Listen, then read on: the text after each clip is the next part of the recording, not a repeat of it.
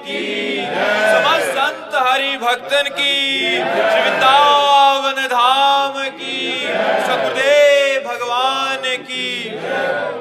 ज्योति जी उत्तराखंड से। श्री हरिवंश महाराज जी।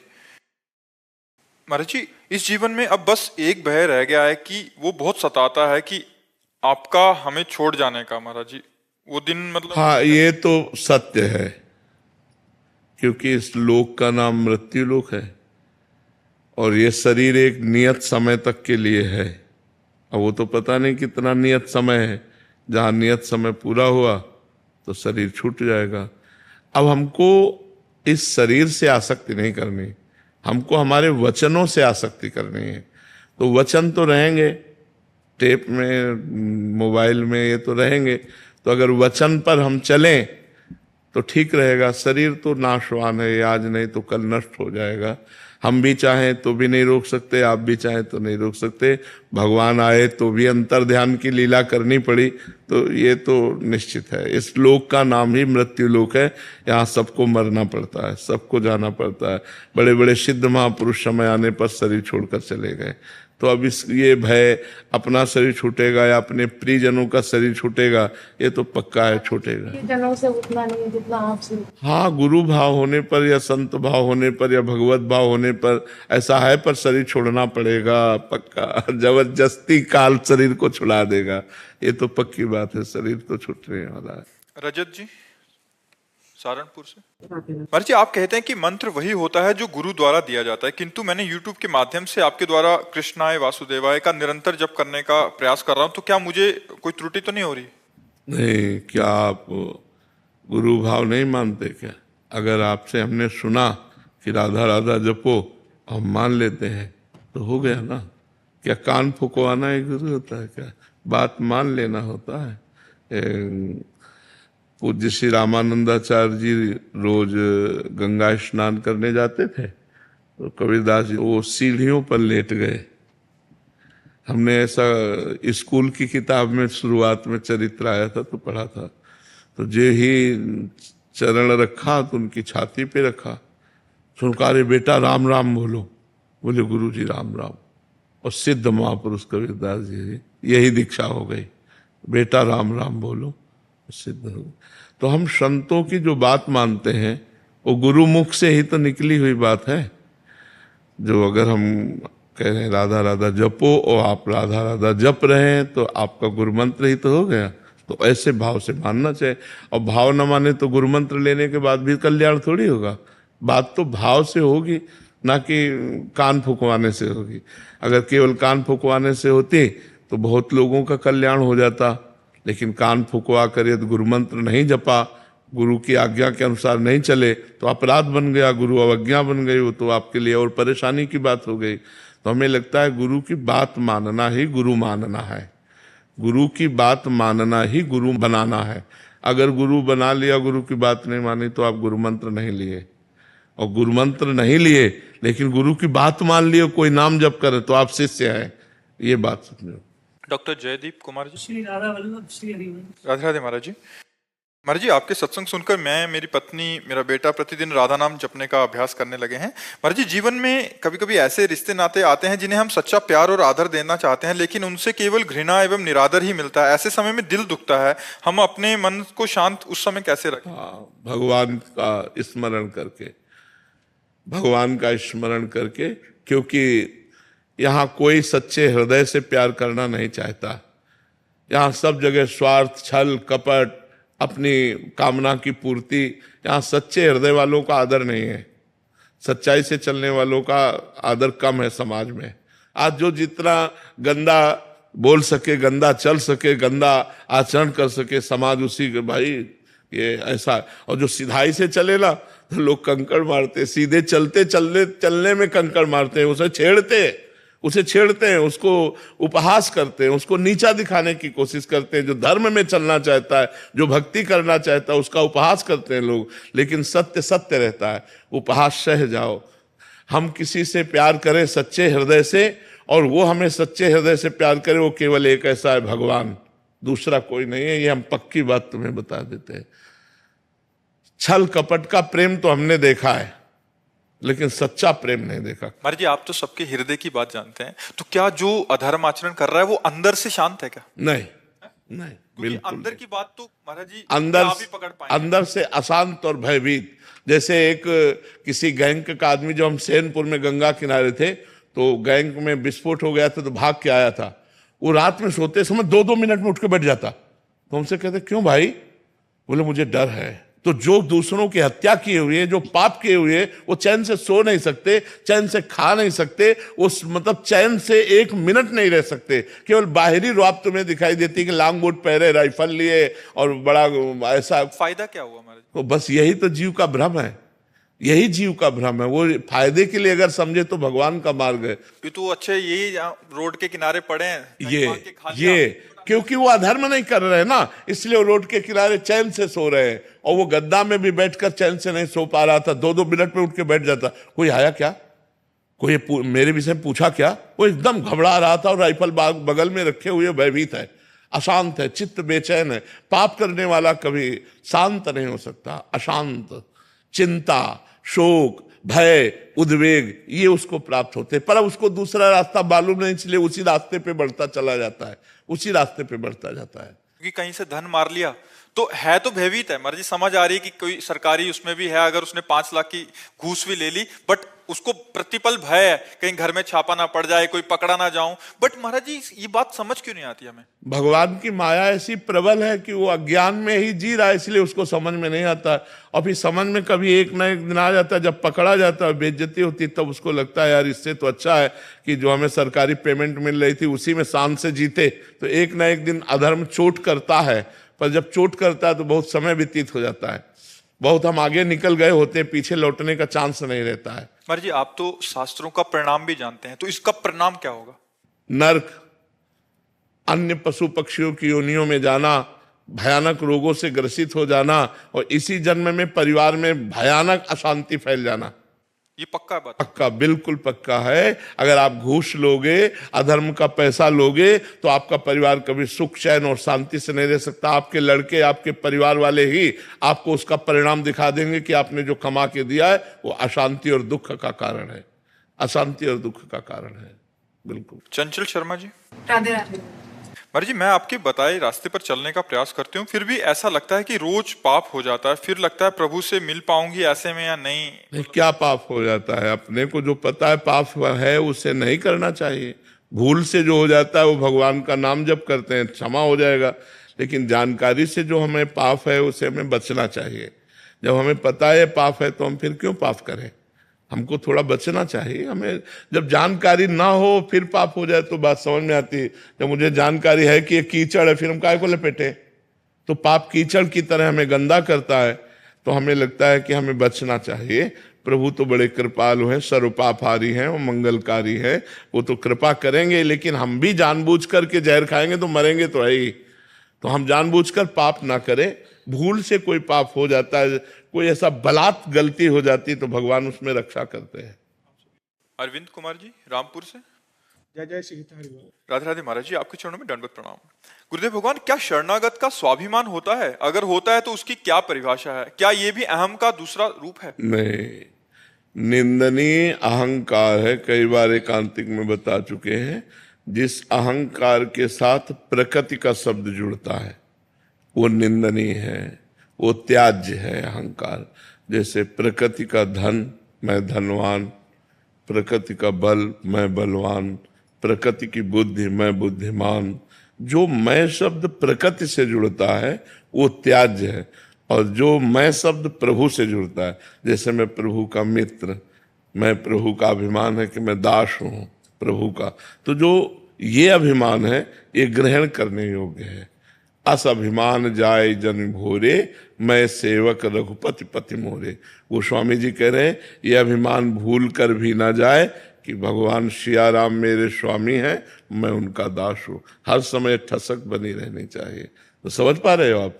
जिस अभिमान में प्रकृति माया जुड़े वो अभिमान त्याज्य है, और जिस अभिमान में परमात्मा जुड़े वो ग्रहण करने योग्य है। चंदन शर्मा जी। श्री हरिवंश महाराज जी, राधे राधे। महाराज जी, भागवत जी, रामायण जी या प्रवचन सुनने मात्र से परमात्मा को पाया जा सकता है? नहीं, उसका मनन करने से, भगवान का नाम जप करने से और कथा सुनने से। जैसे हम प्रवचन सुन रहे हैं, अब आचरण ना उतारो आप, जो सुना गया उसको अपने जीवन में उतारो नहीं तो लाभ क्या मिला हमें बताओ। जैसे हमने हलवा बनाने की सारी प्रक्रिया आपको बता दी, लेकिन कभी बनाकर ना आपने पाया ना हमने पाया, तो बेकार ही तो हुआ। बेकार गया कि नहीं गया? हलवा बनाने की पूरी प्रक्रिया आपको याद है, लेकिन बना के कभी नहीं खाया। तो बात तो यह कि प्रक्रिया याद हो या ना याद हो, हलवा चक खाने को मिला तो बस समझ में आ गया कि हलवा का स्वाद कैसा होता है, टेस्ट कैसा होता है। तो परमात्मानंद की हमें प्राप्ति तब होगी जब हम भगवान की कथा सुने, प्रवचन सुने और उनमें जो उपदेश हैं उनको अपने आचरण में उतारें, उनकी जो लीलाएं हैं वो चिंतन करें और हर समय भगवान में चित्त जोड़े नाम जप के द्वारा निश्चित भगवत प्राप्ति हो जाएगी। अगर हमारा चित्त भगवान में नहीं लगा, हमने कान से केवल भगवान की कथा सुन ली, चर्चा सुन ली, तो इतने से पुण्य बनेगा लेकिन भगवान की प्राप्ति नहीं होगी। भगवान की प्राप्ति मनन करने से होगी, चित्त को भगवान पे लगाने से होगी। समझ पा रहे आप? प्रशांत कपूर जी पानीपत से। राधे राधे। राधे राधे महाराज जी। महाराज जी, गुरुदेव भगवान का लाडला कैसे बना जाता है, उनका कृपा पात्र, इसके लिए कोई प्रयास करना पड़ता है केवल गुरु कृपा से? नहीं, प्रयास करना पड़ता है। अपना पुरुषार्थ और गुरु कृपा दोनों काम करते हैं। तन मन प्राण जब गुरु को समर्पित हो जाते हैं तो फिर वो गुरु का लाडला हो जाता है। जिसका तन, जिसका मन, जिसका प्राण, पर ये कहने की बातें नहीं, बहुत कठिन है समर्पित करना। एक बार समर्थ गुरु रामदास जी के एक बहुत प्रिय शिष्य थे, तो और शिष्यों को थोड़ा सा ईर्ष्या हुई कि बहुत प्यार करते हैं महाराज जी इनको, तो प्रश्न किया कि आप इन्हीं को अधिक प्यार करते हैं, हम लोग भी तो आपके शिष्य हैं। तो इस प्रश्न का उत्तर हम तुम्हें बताएंगे। एक दिन उन्होंने कहा, लीला की कि हमारे पैर में फोड़ा हुआ, बहुत दर्द हो रहा है। तो सब शिष्यों ने कहा कि शिवाजी को सूचना कर देते हैं, राजवैद्य ले आते हैं। बोले नहीं, राजवैद्य से ठीक होने वाला नहीं। वैसे पट्टी बांधे हुए थे, कहा इसमें मवाद है और इसका मवाद जो पी लेगा वो मर जाएगा और हम स्वस्थ हो जाएंगे। शिष्यों से कहा, कोई नहीं तैयार हुआ। मर जाना है ना, तन मन प्राण समर्पित शिष्य लाडला, और जिसको बहुत प्यार करते थे उनका गुरुजी अभी बताओ कहाँ से पीना शुरू करे। तो बोले ये है मुंह फोड़े का, और कपड़ा हटाया और उन्होंने मुंह लगाया और पूरा पी गए। तो कहा गुरुजी ये तो बहुत स्वादिष्ट है, ये तो अमृत जैसा है, क्योंकि वो लंगड़ा आम बंधा हुआ था और कुछ नहीं था। वो आम बांधे हुए थे। अब सब शिष्य मुंह बगाड़ के रह गए। बोले इसको इसलिए प्यार करते हैं कि इसने तन मन प्राण समर्पित कर दिया। उसको तो पता नहीं था कि आम है, उसको तो पता था जहरीला मवाद है, पीते ही हम मर जाएंगे, लेकिन मेरे गुरु जी स्वस्थ हो जाएं और मैं मर जाऊं, इसमें कोई बात नहीं। ऐसा समर्पण, तन मन प्राण, ऐसा समर्पण गुरु के प्रति, वो गुरु का लाडला होता है। जो हुक्म पर प्राण त्यागने के लिए तैयार है, आज्ञा पर तत्पर है, वो गुरु का लाडला होता है। इसीलिए हम राष्ट्र सैनिकों को सबसे ज्यादा प्यार करते हैं कि हमारे देश के लिए वो प्राण त्यागने के लिए हर समय तैयार है।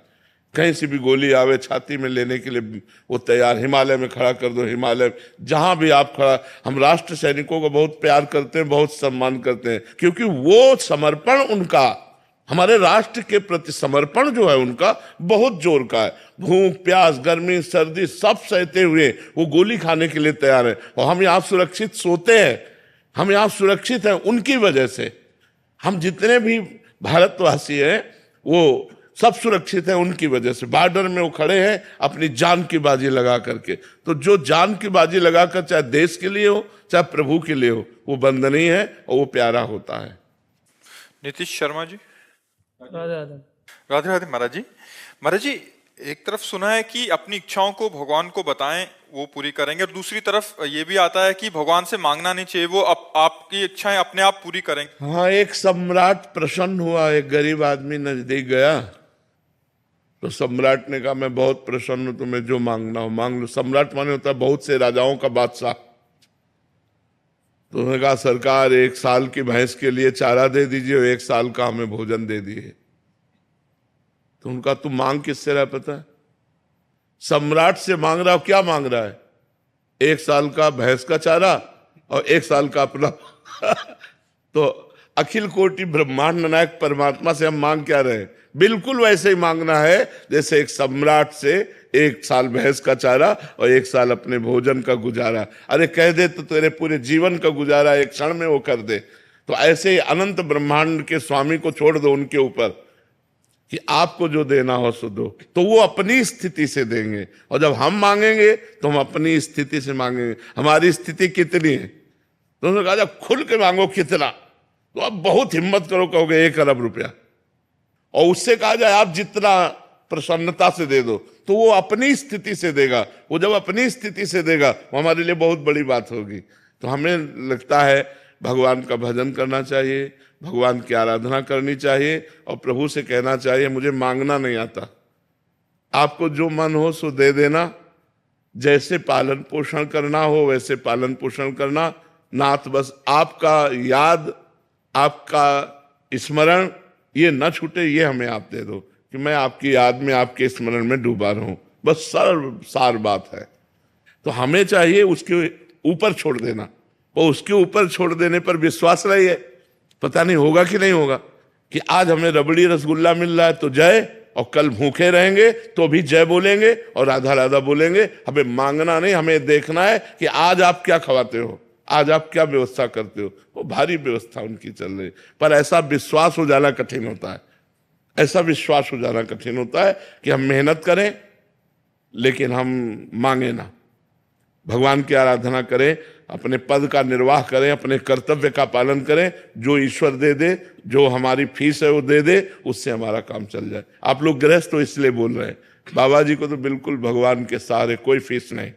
हमारी फीस यही कि तुम हमारी बात मान लो और तुम्हारा जीवन अच्छा हो जाए, तुम सुखमय, स्वस्थ, आनंदमय, यही मेरी फीस है। तुम मुस्कुरा दो, यही मेरी फीस है। तुम चिंता रहित हो जाओ, तुम शोक रहित हो जाओ, यही हमारी फीस है। हम संतों की फीस क्या है? आप गंदे नशा छोड़ो, आप राधा राधा बोलो, आप सुखी रहो, यही हमारी फीस है। सर्वे भवन्तु सुखिनः, सर्वे सन्तु निरामया, सर्वे भद्राणि पश्यन्तु माँ कश्चित् दुःख भाग् भवेत्। किसी को कभी दुख ना हो, सब सुखी रहे, सब निरोग रहे, सब आनंदित रहे, यही हमारी कामना है। तो हमें लगता है कि गृहस्थ आदमी को भगवान से कामना करनी चाहिए। हम ये नहीं कह रहे नहीं करनी चाहिए, पर इतना दे दो, इतना नहीं करनी चाहिए। आपकी जैसी मर्जी हो प्रभु, आप देख लो, हमारा परिवार है, घर है, व्यवस्था है, नाथ आप जैसे चलाओ। आप स्वामी हो, मैं सेवक हूं, बस इतने से काम बन जाएगा। नाथ सकल संपदा तुम्हारी, मैं सेवक समेत सुत नारी। प्रवीण हड़िया जी। अदर राधे राधे महाराज जी। महाराज जी, मेरे मन में ये विडंबना है कि कभी कभी किन्हीं सिद्ध या शुद्ध पुरुष के प्रवचन सुनते समय कह रहे कि महाराज जी कभी कभी कोई तर्क हो जाता है कि क्या ऐसा भी हो सकता है? हाँ, हो जाना चाहिए, कोई परेशानी नहीं है, उसका निराकरण कर लेना चाहिए। दूसरी तरफ लगता है कि क्या तेरे को बात पे भरोसा नहीं है, फिर अंदर ही नहीं, अगर तर्क हो जाए तो हम उसका निषेध नहीं करते। तर्क होना हमारा स्वाभाविक है, तो हमको संतों से प्रश्न कर लेना चाहिए। अगर तर्क होता है तो प्रश्न कर लेना चाहिए, तो वो और उसको खोलकर समझाएंगे तो आपका तर्क शांत हो जाएगा। क्या हमें सीधा बात नहीं मान लेनी चाहिए? ऐसा भी लिखा है कि हमें, ये तो सर्वोत्तम श्रद्धा है कि जो बात निकली उसको मान लिया, लेकिन अगर तर्क आ जाता है तो कोई गलत बात नहीं है। तर्क आना कोई गलत बात नहीं कि आप जो कह रहे हैं इसको हम कैसे धारण कर सकते हैं, कैसे मान सकते हैं, तो और विस्तार से उसको बताएंगे। पर ये ऐसा भी हो सकता है कि नाम जापक ऐसे हुए, ऐसा हुआ, ऐसा तर्क आ जाता है कि क्या ये सच बोल रहे हैं, मतलब किसी बात पे कि जब उनकी सिद्धावस्था की बात नहीं, संशय तो नहीं करना चाहिए। भगवान के भजन में बड़ी सामर्थ्य है, बहुत बड़ी सामर्थ्य है, तो ऐसा संशय नहीं करना। नाम से कुछ भी हो सकता है, नाम में बड़ी सामर्थ्य है, लेकिन जप करके तो देखो, नाम में बहुत सामर्थ्य है, नाम में अपार सामर्थ्य है। नाम जप कर ये संशय नहीं करना चाहिए ऐसा भी हो सकता है कि हाँ हो सकता है। नाम में बड़ी सामर्थ्य। भगवान करतुम अकर्तुम अन्यथा करतुम है। भक्त प्रहलाद जी को आग में जलाया गया, विष पिलाया गया, तो वो उनकी इतनी उच्च कोटि की भक्ति थी कि उनको आग भी नहीं जला पाई। अब हर भक्त को तुम जला के देखो कि प्रहलाद जी, तो हर भक्त प्रहलाद जी तो नहीं है। उनकी उस उच्च कोटि की अलग अलग स्थिति होती है ना, और उनको ये जो पंचभूत है वो स्पर्श भी नहीं कर। जल में डुबोए गए लेकिन वो डूबे नहीं, पत्थर से दबाए गए लेकिन वो पिचके नहीं, आग से जलाए गए उनको जलन नहीं हुई। क्या क्या उनके ऊपर गैस छोड़ी गई मरण वाली, न जाने क्या क्या। वो हिरण्यकश्यप त्रिभुवनपति था, सब कुछ करके हार गया लेकिन बाल भी नहीं झुलसा पाया। क्यों? इतनी उच्च कोटि की भक्ति की भगवान खंभा फाड़कर नरसिंह रूप में प्रकट हो गए, जो रूप कभी न सुना गया, न देखा गया, न पढ़ा गया।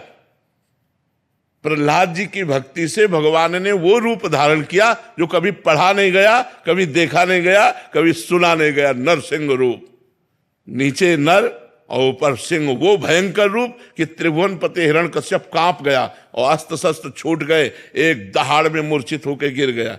तो भगवान है यार। और उन भगवान का जो भजन करते हैं तो कुछ भी हो सकता है, कुछ भी हो सकता है, उसमें कोई मतलब समस्या नहीं है। तो इसलिए नाम जप करो, खूब भगवान के भजन में रहो, सब सुविधा भगवान दे देंगे, लोक परलोक की सब दे देंगे। मेहनत करो। अब हम मेहनत करते हैं, दिन भर मेहनत करते हैं, बीमार होने पर भी मेहनत करते हैं। यहाँ जो मेहनत हुई अपने एकांत में जब हुए तो वहां भी मेहनत शुरू। अपना अपना काम है, धंधे में लगे हो तो मालिक देख रहा है, ईमानदारी से तुम्हें वो इतना देता रहेगा। और फ्रॉडगिरी से जितना चलेगा वो 4 दिन चलेगा, इसके बाद बैठ जाएगा। तो इसलिए धर्म से चलो, खूब नाम जप करो, सब कामनाएं भगवान पूर्ण करने में समर्थ है।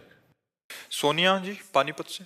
राधा वल्लभ श्री हरिवंश। श्री हरिवंश महाराज जी। महाराज जी, अक्सर प्रतिकूल समय में किसी के पास जाएं तो वो उपाय में टोटका पूजा आदि की सलाह समाज को देता है, तो परंतु नाम जप और भजन पर वो विश्वास नहीं बनता, ना कोई नाम जप और भजन की सलाह मानता है। महाराज जी, सभी का ध्यान टोटका आदि में ही रहता है कि जल्दी लाभ मिल जाए।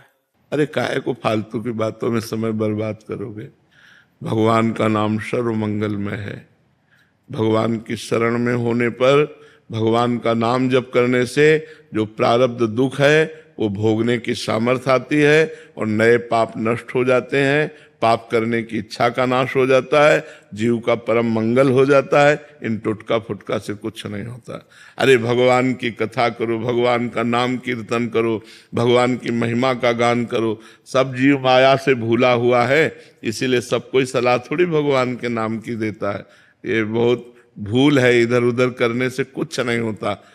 सुनो भरत भावी प्रबल बिलख कहो मुनिनाथ, हानि लाभ जीवन मरण जस अपजस विधि हार। ये टुटका से ठीक होने वाला नहीं है, ये विधान है, टुटका से ठीक होने वाला नहीं। भाई मैं हमारी बात मान लो, भगवान का आश्रय लो। सर्व विपत्ति का नाश करने में समर्थ केवल भगवान है, दूसरा कोई नहीं है। हर दुख का नाश करने के लिए भगवान समर्थ है, हरि समर्थ है। उनका आश्रय लो, उनका नाम जपो करो। और अगर भाई किसी को टुटका से फायदा मिल जाए तो आपके पुण्य से उसका लाभ मिला है, ना कि टुटका से।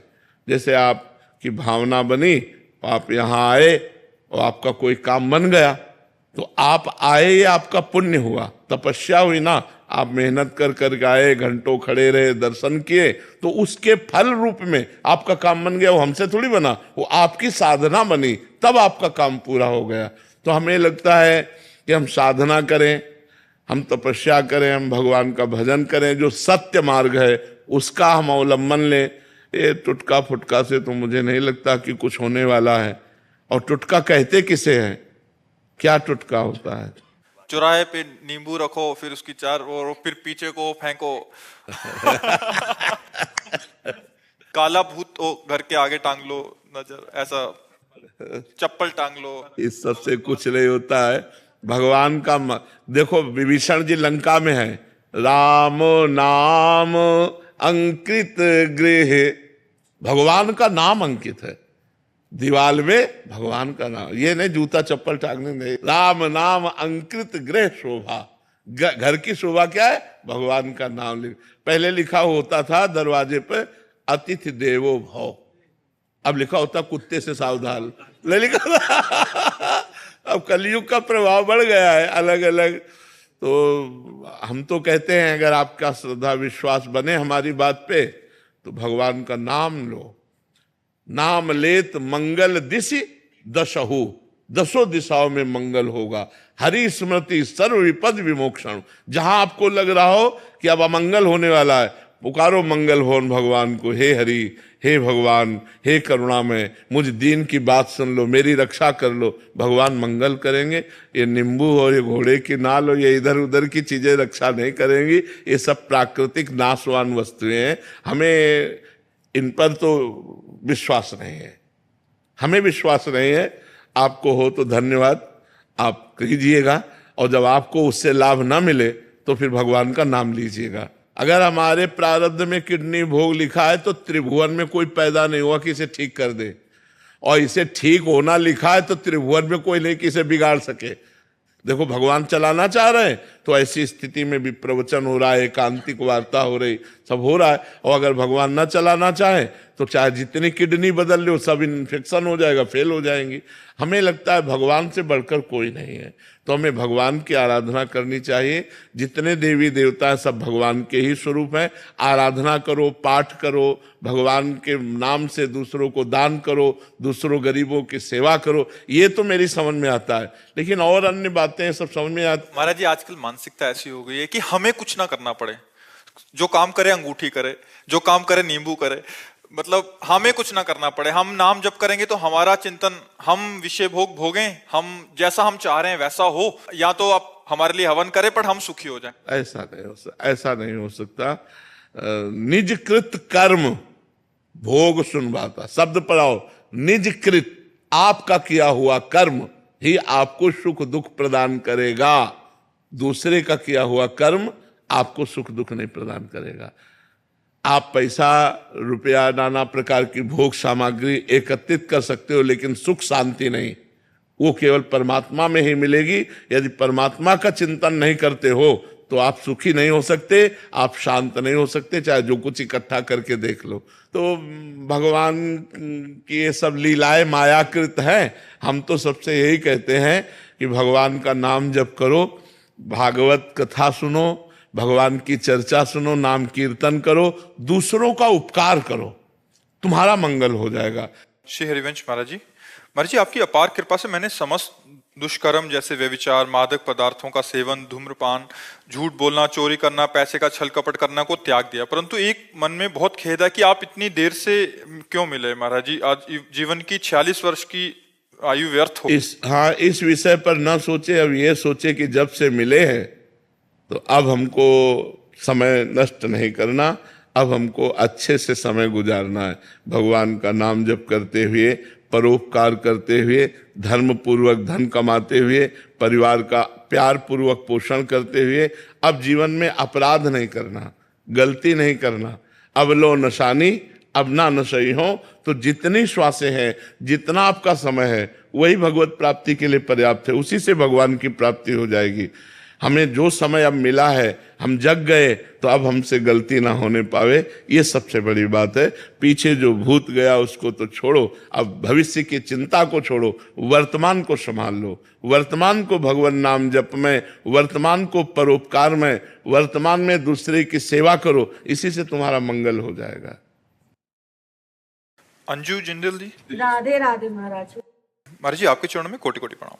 महाराज जी, मेरे प्रश्नों के सारे उत्तर तो आप अपने आप ही दे देते हैं। मुझे तो सिर्फ इतना पूछना है कि आपको मेरे और मेरे जैसे जितने भी लोगों का प्रश्न होता है, उनका उत्तर और प्रश्न दोनों कैसे पता लग जाता है? क्योंकि सब यही कहते हैं कि हम प्रश्न सोचा और अगले दिन महाराज जी ने हमारे प्रश्न का उत्तर नहीं, इसमें मुख्य बात भगवान की है, जो हमारे भी हृदय में बैठे और आपके भी हृदय में बैठे हुए।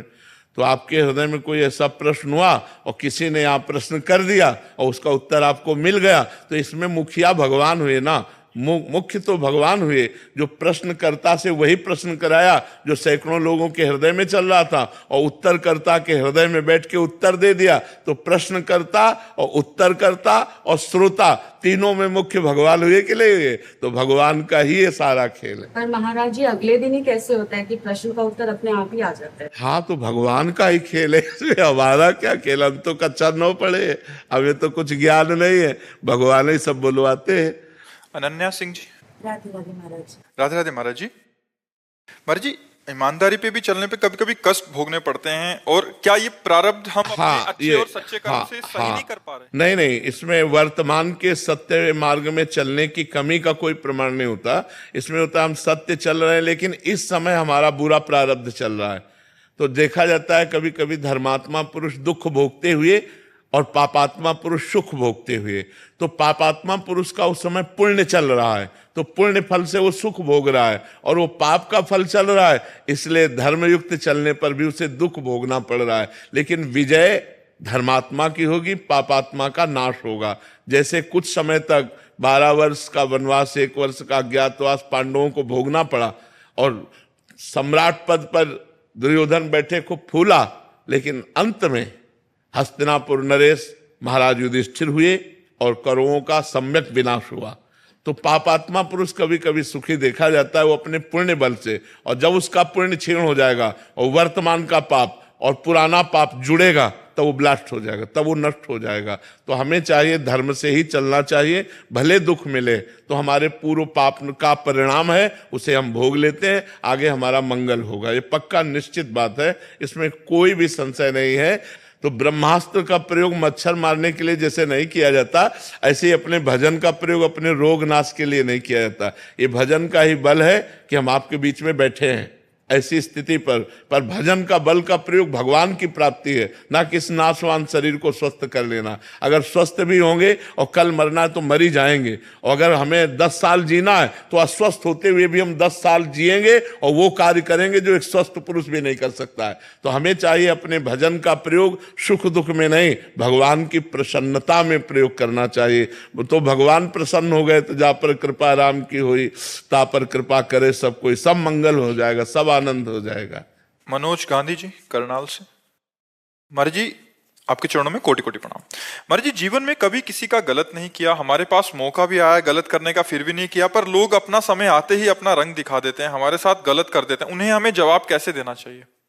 नम्रता पूर्वक गलत ना करते हुए, यदि आप सत्संगी हैं, आप विवेकी हैं, तो आप तो गलत कीजिएगा मत, और आपके साथ जो गलत होता है उसे सह लीजिएगा।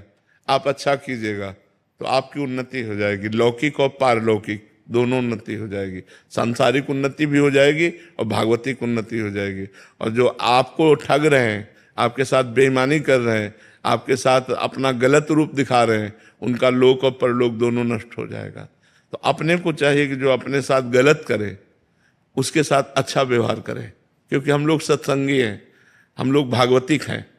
तो जैसे किसी ने बहुत गरमबाजी दिखाई दी, गाली दे रहा है, अपमानित कर रहा है, तो शांत होकर वहां से निकल जाओ।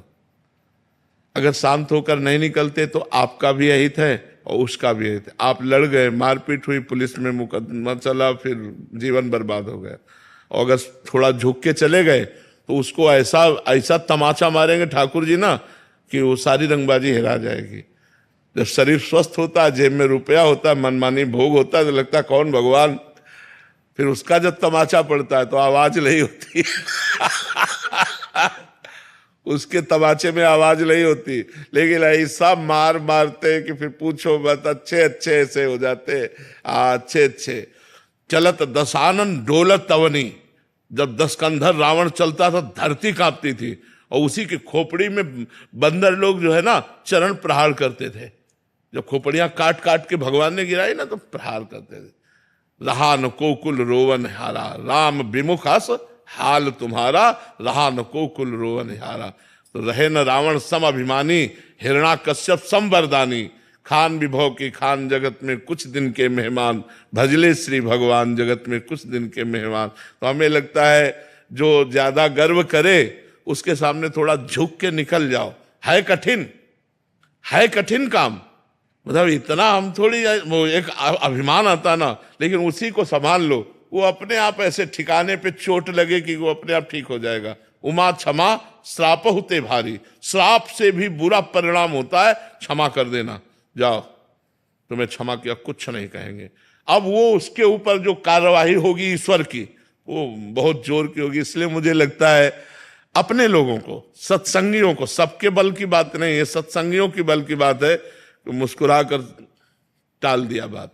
अब वो बात जो फलीभूत होगी तो वो उसके ऊपर होगी, आपका तो मंगल हो जाएगा। पर है कठिन बात है जब हमें कोई गाली दे रहा हो और हम वहां से निकल जाए चुपचाप। ऐसा एक गाली सुन लेंगे तो शांति ही सबसे बड़ी बात है। नहीं तो अगर हम झगड़ा करेंगे तो फिर पुलिस का केस दोनों के ऊपर बनेगा। तो हमें लगता है अपने परेशानी को बचाने के लिए, अपने को उन्नतिशील करने के लिए हर जगह से अपने को बचाना चाहिए। साक्षी मिश्रा जी इंदौर से। राधे राधे गुरुजी। राधे राधे महाराज जी, आपके चरणों में कोटि कोटि प्रणाम। गुरुदेव भगवान, भक्ति और भाव के बीच क्या फर्क है? दोनों में ज्यादा भक्ति साधन है और उस साधन का फल भाव है, अलग नहीं है। भाव भक्ति का ही फल भाव है। जब भाव आ जाता है तो भगवान की प्राप्ति के नजदीक होता है। भाव बिन सुनी पुकारे मैं कभी सुनता नहीं, और भाव प्रेरित तेर ही करती मुझे लाचार है। भाव से मुझको बजे तो भाव से बेड़ा पार है। भाव आ गया तो फिर क्या है? भक्ति का साधन है, भक्ति साधन है और भक्ति का फल है ये भाव। भाव आ गया तो भाव में डूबा हुआ जब भगवान को पुकारता है या भगवान को भोग लगाता है या भगवान की जो भी सेवा करता है वो प्रेममयी सेवा होती है। भाव का भूखा हूं मैं और भाव ही एक सार है। भाव से मुझको भजे तो भाव से बेड़ा पार है। भाव बिन सुनी पुकारे मैं कभी सुनता नहीं, भाव पे तेर ही करती मुझे लाचार है। तो वो भाव आना कठिन है ना। साधन करो धीरे धीरे आ जाएगा, असंभव नहीं है, कठिन है। देखो भाव से सबरी जी बेर चख कर भगवान को पवाया तो भगवान अखिल लोक ब्रह्मांड नायक विश्व का भरण पोषण करने वाले भगवान सुदामा के हाथ से तंदुल छीन कर खाते हैं। रबड़ी रसगुल्ला वो थोड़ी है, तंदुल है जो कोई नहीं चबाना चाहेगा, वो छीन कर खाते हैं। विदुरानी के हाथ से छिलका खाते हैं। ये क्या है? भाव। ये है भाव। वो भाव में उनको होश ही नहीं, गूदा फेंक देती, छिलका मुंह में लगा देती। भगवान छिलका बड़े भाव से पा रहे हैं, विदुरानी जी के केले का छिलका। तो भाव एक बहुत बड़ी वस्तु है। भाव मिल गया तो भगवान मिल गए। भाव भक्ति से आता है। जब हम नवधा भक्ति करते हैं तब भगवान का भाव आता है। महाराज जी, इनका ही प्रश्न है कि श्री जी की सेवा करते समय मन का समर्पण और संवेदनशीलता कैसे बनाए रखें? जब हम नाम जप करेंगे, वाणी जी का गायन करेंगे तो श्री जी से अपनापन हो जाएगा। देखो, एक पड़ोसी के बच्चे को दूध पिलाना और एक अपने बच्चे को दूध पिलाना, अंतर हो जाएगा? नहीं, अंतर हो जाएगा। पड़ोसी के बच्चे में है कि, लेकिन अपने बच्चा, अपना बच्चा, तो ऐसे ही भगवान को भगवान मानकर सेवा करना और भगवान को अपना मानकर सेवा करना, अंतर पड़ जाएगा आपके मन में। जैसे भगवान को जब अपना मान लिया जाता है तो एक दिन कृष्णदास जी महाराज वल्लभाचार्य जी के शिष्य हैं, बाजार में जा रहे थे, गरम गरम जलेबी बन रही थी। कहा यार ये तो ठाकुर जी के लिए बढ़िया रहे। आंख मूंदा और भाव से, तो वहां ठाकुर जी जलेबी पाने लगे। भाव से भेजा ना, भाव से। जलेबी खरीदी नहीं, केवल आंख मूंद कर भाव से, अरे तो ठाकुर जी के लायक गरम गरम जलेबी बढ़िया, ठाकुर जी पाने लगे। हमारा भाव बन जाए ठाकुर जी के प्रति अपना, कि मेरे ठाकुर जी, मेरे प्रियालाल, तो फिर जो सेवा होगी वो बड़ी सुंदर होगी। अब ये अपनापन नहीं हुआ ना। अब जैसे आप तो पाओ हलवा और चाय और रबड़ी और ठाकुर जी के आगे रख दो चिरौरी, तो फिर भाव क्या रह गया ठाकुर जी का? दुकानों में पूछते हैं सुपारी अपने लिए लोगे कि ठाकुर जी के लिए? अपने लिए तो फिर वो अलग दी जाएगी। तो ऐसा करोगे तो फिर ठाकुर जी भी बहुत चतुर शिरोमणि है तो फिर जल्दी पकड़ में नहीं आते। पत्र पुष्प से मैं प्रसन्न हो जाता हूं तो बड़े भाव देखो, अगर हमारा भाव है तो भगवान एक तुलसी दल से प्रसन्न हो जाएंगे। एक तुलसी दल, देखो बताया ना, तंदुल कौन पाता है? कौन? तंदुल माने होते चावल के टूटे हुए किनके, छिलका कौन पाता है? ब्रह्मांड नायक प्रभु हैं।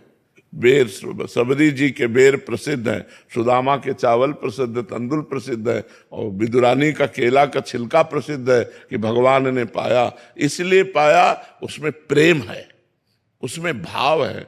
यदि वस्तु में एक पत्ते में एक तुलसी दल चढ़ा रहे हो, आपके आंसू गिर रहे हैं, भाव उतने में भगवान बिक जाएंगे। एक चुल्लू जल भगवान को दे दो, उतने में प्रसन्न हो। पर प्रसन्न तब होंगे जब आप अपनापन करके दे रहे हो, तब बात बनेगी, नहीं तो बात नहीं बनेगी। राधा राधा राधा